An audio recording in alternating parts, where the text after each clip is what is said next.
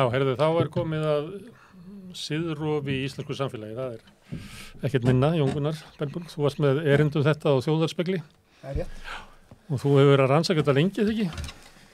Þetta er svona svolítið hliðarprojekt hjá mér, getur sagt. Og ég hef tekið púlsinn á þessu málefni tvisvar.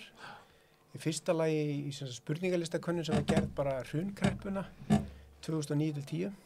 Þá mældu við, ég á samt nokkur kollegunum í raun og veru bara svona skynjun Íslendinga á mætti félagslega viðmiða í daglegu lífi. Hvað félagslega viðmið fyrir okkur? Siðrófskenningin er mjög svona grundvallandi kenning í félagsfræði. Og hún gengur út á það að, þú veist, jafnvel í nútíma samfélagi, þar sem við höfum allir þessi formlegu lög og formlega reglur, þá er það ekki nóg til þess að, þú veist, skapa traust og koma í veg fyrir sviksemi og afbrot og svo framvegis í samfélaginu. Við þurfum óskráða reglur. Þurfum að hafa menningu og almennilegt samfélag? Það ekki nóg að hafa fallega stjórnarskrá? Það er önnur saga eins. Þannig að það er þessar óskráðu reglur sem að skipta öllu máli upp á svona félagslega samstöð og svona heilbrigt gott samfélag. En við þurfum að vera borgararnir, við þurfum að vera tilfinningalega tengdir þessum óskráðu reglum. Okkur þarf að finnast, við þurfum að fylgja þeim. Og ef við gerum það ekki, þá náttúrulega eykst tilhneiging okkar til þess að fylgja þeim ekki og ekki bara það heldur líka fyrir okkur að líða illa vegna þess að þessi viðmið þau ramma líka inn langanir okkar í lífinu sem eru fræðilega séð algjörlega óheftar, við getum haft algjörlega óheftar langanir en samfélag þarf að koma og segja okkur svona sirka hvaða langanir eru í lagi, hvaða langanir eru réttmætar, hvert við eigum að vera að stefna og hvert við eigum ekki að vera að stefna. Í félagi, þannig að það verið takt við í samfélaginu sem við lifum í. Já, ég meina við upplifum þetta bara við því að horfa í kringum okkur í svona tiltölulega stöðugu samhengi þá sjáum við standardana í kringum okkur og fáum svona hugmyndur það hvað er réttmætt að langa til að gera og hvað ekki og svo framvegis. En þarna í rauninu upplifði fólk þá að allir væru að segja svolítið ósett og væru ekki að fara eftir reglunum, að væri vitlaust gefið. Það sem er mjög áberandi í gögnunum úr hruninu er raun og veru hvað einstaklingar upplifa mikla óreiðu í samfélaginu. Það eru rosalega háar mælingar sem sýna samfélagið er á hreyfingu, það er engast að treysta. Það er svona þessi tilfinning sem er mjög, mjög sterk í hruninu. Og við erum með aðra mælingu bara núna fyrir 2 árum eða 1,5 ári. Bara í miðju COVID? Já, í miðju COVID-kreppunni. Það var enda svona svolítið tilvíljun að könnunin skildi einmitt lenda í COVID-kreppunni. Við vildum hafa mælingu sem var í kreppulög. Þannig að þú átt enga mælingu á normal ástandi? Nei, það er rétt. Það er eiginlega vanlega. Það býði önnu 10 eftir því. En það er þessi óreiðu hugsun sem er svo ábúrslega sterk í hruninu. En það sem hefur voðalega lítið breyst síðan í hruninu og endan dæta, það er í raun og veru svona vilja einstaklinga til að hlýða reglunum og segja eins og, já, reglurnar eru við erum með mælingu sem segir það er alltaf að brjóta reglurnar ef það kemur mér vel, ef það hendar Sú mæling hefur voðalega lítið breyst yfir tíma. Það er svona kannski 50 sem upplifir svona svoleiðis siðrófs ástand, getur við sagt. Upplifið á sjálfum sér, að þeim finnst þetta, eða öðru finnst þetta? Á sjálfum sér. Við erum ekki með mælingar á hvað er halda öðrum, hvað er halda aðri teljum reglurnar. Þetta er fyrst og fremst bara svona þín eigin siðrófs upplifun. En svo er þetta, þú veist, svona upplifun að sjálfsögðu eins og þú ert aðeins að í að smitandi. Ef þú verður varfið að aðrir er ekki til í að fylgja reglunum. Það getur verið erfitt að vera eini sem fylgir reglunum, býst ég við. Já, það er nákvæmlega þannig. Þannig að þetta er svona, en eins og markmiðið okkar er að reyna,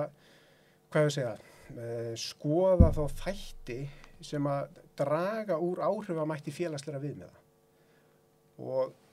Og þarna byggjum við á svona klassískri félagsfræði, klassískum félagsfræðilegum hugmyndum þær aðstæður sem að geta dregið úr svona mætti félagslegra viðmiða almennt. Og þetta er eitthvað svona sem að félagsvísinda fólki búið að skoða í 100 ár, í raun og veru.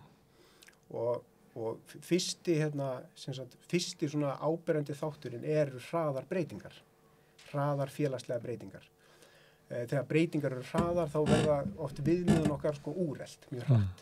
Og besta dæmi er þetta efnahagskreppa, þess að við erum búin að læra standard, hvert maður á að stefna og svo allt í nú lokast tækifæri. Og þá passar það sem maður er búin að innvarpa sem gott og gilt, það passar ekki lengur við veruleika. Getur ekki líka verið í bólu þegar einu sinni var gott að vera sjómaður en núna er bara snuðut að vera í banka og Akkurat, og það verður svona gildi fara svolítið á alveg bara hárrétt dæmi. Þetta er þetta eins og klassíski félagsfræðingur eins og þetta Emil Durkheim, hann tók þetta einmitt sem dæmi að siðrof getur gerst í hröðum uppgangi vegna þess að þá verða sko viðmiðin óljós og langanirnar, þú veist, það er ekki ljóst hvaða langanir þú átt að hafa eða hvaða markmið þú átt að hafa því að uppgangurinn er svo hraður, það er engin standard til að byggja á og svo getur það gerst í sem sagt kreppu þegar tækifærin lokast. Hvoru tveggja getur valdið siðrofi. Þannig að hraðar breytingar geta valdið siðrofi. Það er eitt að tala um þetta. Það er hugmyndir að núna er allt öðruvísi, nú gildir þetta ekki það sama, svona tilfinning sem er oft verið að vitna til, að við þurfum ekki að gæta sömu varúðar og áður var, núna gildir eitthvað nýtt, er náttúrulega tilfinning sem að fólk færi einmitt í uppstreyminu. Já, algjörlega. Nú sé þetta bara nýr tími sem við erum að lifa og öll. Einmitt, ok. Og ég ekki glemt að segja að þessi kenning þú veist, þótt þessi 100 ára eða meira, þá er hann samt mjög lifandi ennþá í afbrotafræði í dag. Þú veist, fólk notar þessa kenningu mjög mikið til þess að bera saman afbrotatíðni samfélag, og hann átt þess að okkur samfélag með litla afbrotatíðni og önnur samfélag með háa afbrotatíðni, svo ég tekið dæmi. Fólk hefur líka skoðað þetta út frá viðskiptabrotum og í alls konar tilgangi, sko. En sem sagt, síðan er annað þema, sko, fyrir utan þess að hröðu breytingar, þá er annað þema sem er sko markashagkerfið og hefur að gera með það að kenningin er svo að sko efnahagslífið alveg svo hinar megin stofnanir samfélagsins feli í sér ákveði gildismat og í efnahagslífinu þar gildir hvað? Að ná árangri, eignast peninga og eignast efnislega hluti og það er raun og veru það sem skiptir mestu máli að, þú veist, ná þessum árangri frekar en hvernig maður nær árangrunum. Aftur þetta eru hinar stofnanir samfélagsins eins og fjölskyldan og menntakerfi. Þær eru svona meira innprenta okkur sko hvernig við eigum að hafa okkur, hvernig við eigum að bera okkur að við að, þú veist, leita upp í markmiðin. Þú veist, það er svona hvað er siðlega rétt og hvað er siðlega rangt í þeim efnum. En er það ekki líka í efnahagslífinu að svona metið þannig að það er munur á því hvort við horfum á, ég má bara taka dæmi, á Samherja, hvort það séu duglugu frændunir sem að skröpuðu millidekki á Guðstinni í Hafnarfjarðarhöfn og urðu ríkir fyrir eigin elju, eða hvort það séu sko anskotanir sem að sölsuðum þessu kvótan og urðu bara ríkir af því. Já. Það skiptir máli sko sáttin okkar við efnahagslífið að það sé sanngirni í því. Já, að svo miklu leyti sem að hinar stofnanir samfélagsins hafa ennþá eitthvað að segja í málinu. En síðan geti það gerst, segir kenningin, að efnahagslífið hefur tilhneigingu til að einangra sig frá öðrum stofnunum samfélagsins. Og þar verða þá þetta gildismat árangur og pening á þetta, að þar bara fer það að ráða og það verður eina, sko, er að vera markmiði sem skiptir máli. Þetta verður business-jónminn. Já, ég meina, þú veist, 100 kall er 100 kall og þú getur keypt saman, eða miljón, þú getur keypt saman hlutin hvernig þú eignast hana. Þannig að það þarf hina að stofna þetta til þess að vega upp á móti þessu gildismati. Og við þekkjum þetta á umræðunum að reka spítala eins og fyrirtæki og allt það, sko. Þannig hefur sko gildismat efnahagsins tekið yfir í einhvern skilningi og þetta er hættan. En pointið hérna er það að þegar gildismat efnahagsins tekur yfir að þá er hætta á siðrofi vegna þess að þá hafa þessar óskráðu reglu sem við eigum að innvarpa og meta og vera tilfinningalega tengd, þá missa þau mátt sinn. Og þetta birtist í okkar gögnum bara einfallega þannig að á þessu hversdagslega stigi bara almennings í landinu að þeir sem að hafa svona innvarpað þessari hugmyndum að peningar séu markmið númer 1, 2 og 3 þeir eru miklu líklegri til þess að telja að það sé í lagi að brjóta reglurnar eða hendar. Þeir eru miklu líklegri til að upplifa siðrof. Og mér finnst þetta áhugavert og þetta svona undirbyggir miklu stærri samansafn af rannsóknum sem er alls ekkert íslenskar heldur alþjóðlega bara sem að sýna það að á stöðum þar sem að efnahagslífið virðist sko ná yfirhöndinni að það er eykst afbrotatíðni og þá er ég ekki bara það er bara að tala viðskiptabrot, heldur bara alls konar afbrot og allt upp í morð, skilur við bara Það er traust í samfélaginu brotnar. Traust brotnar, afbrot aukast, svík sem eykst og allt þetta. Og þetta hafa menn bara staðfest með, og konur staðfest með bara tölfræðilegum rannsóknum með því að bera saman sko þjóðríki í samtíma. En þið að þessu til þess að mæla einhver staðan á Íslandi, eða hvað? Já, og við svona, er komið svona hættuljósa og hérna? Ég myndi ekki endilega orða það þannig. Þú veist, ég meina... Þetta með samanburð á öðrum þjóðum með samskonar? Ég er með samanburð á ákveðnum þættum á öðrum þjóðum og þar kemur kannski að seinasta þemanu sem ég langaði að tala í Sigurróskenningunni, að það er ójöfnuður. Og ójöfnuður, svona ójöfnuður slass óréttlæt, eða sem ójöfnuður og ójöfn tækifæri. Og kenningin segir að, þú veist, í nútíma samfélagi, því að það er okkar gildismat að það eigi að vera jöfn tækifæri. Það gildismat er svona ofan á svona í nútíma samfélagi, að þá rýmar það ekki við þann veruleika þegar tækifærin eru ójöfn og þegar fólk upplifar það að tækifærin þeirra séu skert eða tækifærin mótist af klíkuskap eða komu ríkri fjölskyldu eða þínum kynþætti eða kyni eða hvað það er. Og þetta sjáum við mjög skýrt sem sagt á einstaklingsstiginu í okkur gögnum, að einstaklingar sem að upplifa tækifærin sem bjöguð af einhverjum af þessum þáttum, þeir eru mun líklegri til að upplifa siðrof heldur en aðrir. Og alþjóðlega að þá eru sumar af þessum mælingum, að því að þetta er reyndar að hluti af alþjóðlegri könnun sem heitir International Social Survey Program og er framkvæmt í mörgum löndum. Þar kemur fram að ákveðin, hvað við segja, eða specifíkli, sko, þá kemur fram að svo sýn að pólitísk tengsl skiptir mjög miklu máli upp á tækifærin. Hún er mjög sterk hérna á Íslandi með að við víða. Hún er miklu líkari hún er í Ítalíu heldur en er á Skandinavíu, þessi sýn. Og hún tengist Sigurrósupplifun. Þannig að það eru svona ákveðni þættir sem hafa verið frekar ítundi Sigurróf hér heldur en annars staðar. En á heildina þá myndi ég ekki segja að það sé sérstök hættumerki gangi hvað þetta varðar vegna þess að í samfélagi þjóðana þá er Ísland tiltölulega vel statt hvað varðar marga þeim þáttum sem að valda Sigurrófi almennt. Má ég spyrja eitt varðandi samanburð á Íslandi og hérna öðrum. Já. Til dæmis eins og talandi ójöfnuð. Við erum svo hlægilega lítið samfélag, eða dásanlega lítið, hvernig maður vil horfa það. Að þegar það bera það saman við, þú nefndir Ítalíu eða eitthvað, sem er náttúrulega bara allt annað samfélag. Já. Er það ekki þannig að kannski í litlu samfélagi eins og við þá er þolið gagnvart ójöfnuði miklu minna og það er eiginlega að því er oft verið að bera saman sko eins og Gini-stöðlinn og ýmsar svona aðferðir. Maður hefur stundu veltið fyrir þessu hvernig við værim í samanburð og tæki bara Bergen og nágrenni eða eitthvað sko til samanburðar. Að það getur verið að í slíku samfélagum sé bara þolið gagnvart ójöfnuði miklu minna heldur en ef þú ert að býrð í bara í öllum Bandaríkjunum eða eitthvað. Já, sko... Þekist ekki þinni könnum? Þetta bara tengist bara algjörlega minni könnun og okkar könnun, við erum nú fleiri með þessa könnun. Það vegna þess að sko, mælingarnar Sigurróf, þær koma úr könnun sem að snýst fyrst og fremst að skoða upplifun Íslendinga og skynjun á ójöfniði og svona réttlæti í samfélaginu. Þaðan koma mælingarnar. Og eins og ég segi, þá er þessu könnun alþjóðleg og það sem að kemur í ljósu varðandi, ef við spyrjum sko bara fólk, þú veist, telur að launamunur sé á mikill í samfélaginu, telur að það eru nokkra spurningar sem eru notað til þess að mæla þetta, að þá kemur það í ljós á Íslandi alveg síðan sko 1983 eða eitthvað, í öllum könnunum síðan þá, að þá erum 90% þjóðarinnar sem finnst ójöfnuður vera frekar eða of mikill. 90%? Já, og þetta er bara cirka sama talan yfir allt þetta tímabil. Og eins og við veitum þá hefur ójöfnuður aukist verulega mikið síðan 1983 og sérstaklega þetta eigna ójöfnuður en líka launaójöfnuður á þessum langa tíma. En þetta er bara stöðugt ástand að því leiti og það eru mörg önnur lönd þar sem að raunverulegur ójöfnuður er miklu meiri heldur en á Íslandi þar sem að þessi tal er ekki svona há. Og þetta bendir til þess að alveg nákvæmlega eins og þú varst að segja að þú veist, í raun og veru sko að jöfnuður býr til óþol gagnvart ójöfnuði. Veist, við erum í jöfnu samfélagi, af hverju? Í jöfnu samfélagi, það búið meiri sama reynsluheiminum, þú veist, það er erfiðara fyrir því að aðskilja þig frá öðrum þóttu verið ríkur, þú veist, þú fer kannski áfram í sundlaugina, að börnin fer í sama skólan, þannig við erum að fylgjast með hvort öðrum, miklu meira. Já, þannig var það meira, ég upplifði að sé svolítið að breytast. Já, ég held að það sé eitthvað til í því líka.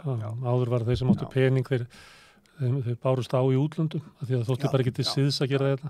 Þegar ég var að vinna í svona úlingastörfum og vertuðum hér og þar, þá var ég að vinna með fólki úr öllum stéttum. Ég held þetta sé ekki það sama og áður var. Og líka hugmyndin eins og þess að þú veit að tala með tilfengur ójöfnuð eins og ójöfnuðurinn sem að snýrað yngra fólki út af húsnæðismarkanum, þar sem eru þeir sem að fá stuðninga heima sem að geta keypt sér og sloppið út af hinum andstækilega húsnæðismarkaði en aðrir eru fastir. Ég held að þetta sé meira áberandi í Íslandi heldur en... Já, það sem er allavega rannsóknir sína, ekki mínar en annara kollega minna er að umræða ójöfnuð og upplifun á ójöfnuði hefur aukist mjög mikið undanfarin svona 1,5 áratug eða 2. Það er alveg klárt mál. Og það hvort að reynsluheimurinn okkur sé að skiljast meira að í dag heldur en áður, ég held að sé eitthvað til í því. Við erum með meira efni til þess. Það er meira hægt að gera það í dag heldur en áður. Og þannig að þessi aðskilnaður hinna ríku og fátækur eða aðskilnaður aðskilnaður reynslu heimsins, ég held að það sé að teyjast úr honum, já. En eftir sem áður, þá eigum við erfitt með ójöfnuð, vegna þess að við erum ennþá að bera okkur saman upp samfélagsstiga. Miklu meira kannski heldur en í þjóðum þar sem að efsta lagið er bara horfið úr daglegu lífi, bara algjörlega. Þú sér það bara í, fjölmiðlum, hvergi annars staðar. Það er kannski fólk hægt að bera sig saman við þetta fólk, En ég held að, það eimir allavega töluvert af þessu hér ennþá. Og ég held að það geti útskýrt þetta óþótt fyrir ójöfnuð. Hér var líka jöfnuður meiri heldur við Víðaskar. Það segir Stefán Ólafsson í sínum rannsóknum. Svona 10. áratugurinn. Ég upphæði 10. áratugurinn sem það hafi verið meiri jöfnuður hér á Íslandi heldur en bara þekkist á byggðubóli. Já, náttúrulega tekjujöfnuður er meiri hér, allavega svona eins og hann er gefin upp, hann er meiri hér heldur en víðast annars staðar. Og hann jókst á síðustu áratugum 20. aldar.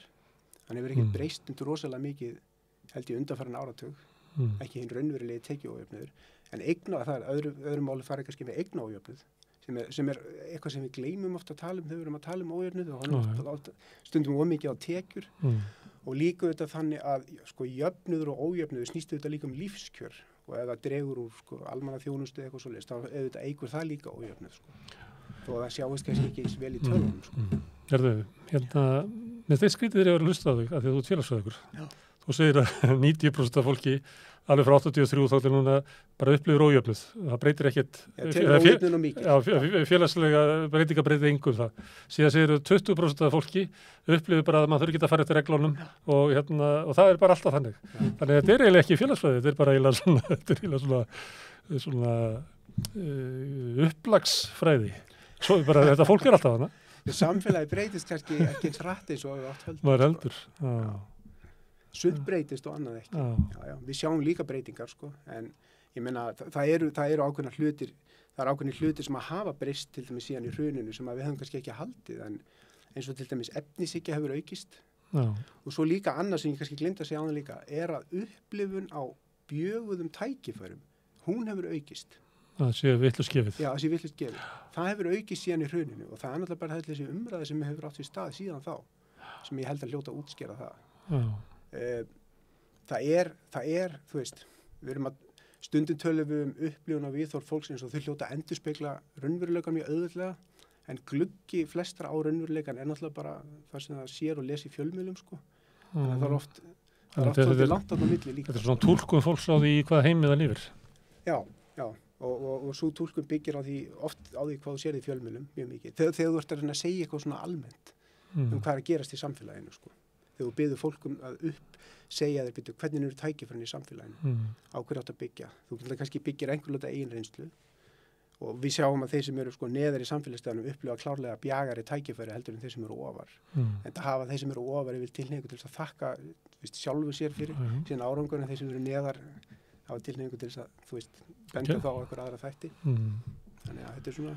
En nú er þetta áhugavert að skoða þetta skiptir líka máli. Það skiptir líka máli að samfélag séu svona, hvað við segja, svona heilbrugð. Það ekki gott þegar að traust fellur í samfélagum því eins og þetta segja bara veikast glæpir og ofbeldi, vanlíðan og hjónabönd verða styttri og það bara endalaust hérna ég veit ekki hvort að það sé þú setið þeim bransa en hvað er að gera?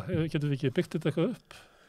Já, fyrir mér, þú veist, fyrir mér þetta svona, hvað við segja, þetta ein leið til þess að segja, þú veist, pössum okkur að ójöfnuður fari ekki upp bandónum, pössum okkur á að tækifærin sé í lagi, vegna þess að þetta hefur raunverulega áhrif á okkur all, sko, veist, og ég held okkur hætti þetta kannski pínlítið til þess að vera, sko, ég hefði nú fínt, sko, ég þarf ekki að hafa neina ágjör á ójöfnuði, sko, en þú veist, við erum samt að hluta samfélaginu og börnum ég fara í skólan með hinum börnunum og þú veist, vandamáli munu smitast á mig einn og annan hátt. Og við eigum samfélagið saman, eins og við var hort á þannig að samfélagið væri eitthvað sem við byggðum upp á millum okkar. Já. En efnishyggjan og einstaklingshyggjan hefur náttúrulega dregið fókusið frá því. Já. Akkurat. Eins og maður sko þykki í samfélagið eða. Já. Og það komið ekki við. Þannig þú ert ekki með bara almenn að huga að auknu jöfnuði. Hvað séu fyrir ekki? Bara almennt að huga að auknum jöfnuði sem að styrkir. Það svona bara eitt þema í þessu, já. Og efnishyggjan, ég meina, við verðum að passa, þú veist, við verðum að passa okkur á sér markaðslógík. Ég held að hún hefur ekki bara þau áhrif við förum að reka, þú veist, opinbera stofnanir vitlaust, heldur getur þetta líka haft sko slæm svona móralska áhrif á almenning. Já. Þannig að þetta svona. Með svo hvernig við hugsum böndir okkar og hvernig við myndum og hvaða ákvarðanir við tökum í lífinu, þú veist, á ég að flytja til útlanda til þess að fá hærri laun og þú veist, brjóta fjölskylduna eða þú veist, hvaða sko, skilur, þetta hefur svo margvísleg áhrif á okkar ákvarðanir. Jón Gunnar, áhugavert, spjalla við þetta. Frá Sigurrofi að Fávitanum eftir augnablik.